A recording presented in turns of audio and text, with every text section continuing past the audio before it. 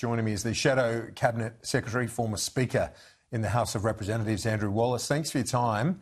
I had the Prime Minister on Newsday earlier in the program, Andrew. He's rejected the notion that he was flat-footed on supporting the US strikes. He said he has been saying for many days that Iran cannot have a nuclear program and that they've been methodical and orderly in the processes, and he's come out and supported the US strikes now very strongly. Is that a fair response? He says the usual suspects will always be critical of him. Well, of course you would say that, wouldn't he? I mean, look, Australians were looking for leadership on Sunday morning. They were looking for their Prime Minister to stand up and announce to 27 million Australians, you know, where the Australian government stood on this, and we were left with this tepid response from an unknown Australian government spokesperson. I think Australians instinctively know that this Prime Minister is very, very weak in relation to defence, and he is also very, very weak on his relationship with the US President. Australians expect much more of this Prime Minister. He may not like Donald Trump as an individual, but that's tough. His job as the Prime Minister is to get along with the US President. The US is our most important strategic partner in an environment where we are at our most geostrategically dangerous period since 1945. The last thing we want to do in Australia is have a US President which just doesn't seem to have a relationship with the Prime Minister. The Prime Minister needs to do a whole lot better. He's running out of time. He needs to get over to The Hague.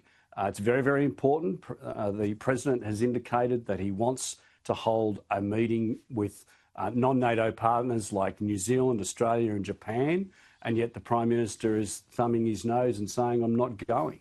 It just beggars belief.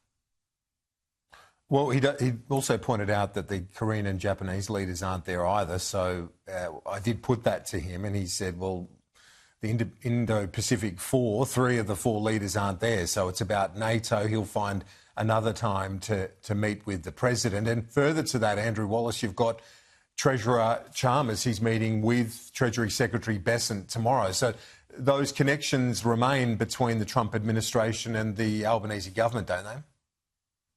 Well, the most important relationship, as the Prime Minister has himself said, is the one of the President to the Prime Minister. He himself said that he didn't want to meet with anybody other than the President. Well, he's got his opportunity. He needs to be at this summit. It's a very, very important summit for NATO with the amount of instability that is going on in the world, both in Europe and in the Middle East. NATO is not the NATO of the 1950s. It's not restricted purely to the Northern Atlantic. And NATO itself is reaching out to countries like Australia, like New Zealand, like Japan.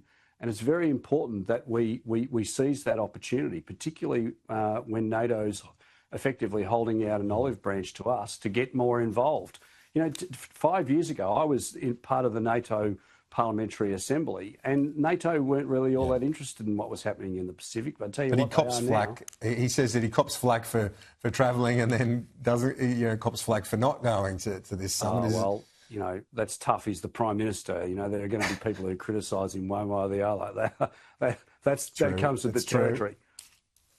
That's very true. Now, let me ask you about this. I've just seen some breaking news, CNN reporting that there's been a residential building in the southern Israeli city of Beersheba that's been hit, apparently, by a missile. So we're talking about the ceasefire. Let's hope that this isn't, well, it appears it might be. We don't know. We've got to wait a confirmation where the missile was from, what's happened here. But if this was a breach of the ceasefire, you would hope that it doesn't collapse within minutes of it starting, Andrew. Well, I think the world is hoping and praying, watching and waiting to see what happens. This is all very, very fluid, Kieran, and nobody wants to see this conflict go on for a second longer than it needs to. I think that the president has hopefully brokered this deal. There's a bit to come out in the wash on that in itself, but we want to give peace a chance. We certainly don't want to see Iran and Israel go at each other and that to develop into a broader conflict. Nobody wants that. So let's hope and pray that this ceasefire deal sticks. Andrew Wallace, thanks for your time. We'll catch up soon. Authorised by Andrew Wallace, LNP, Boccarina, Queensland.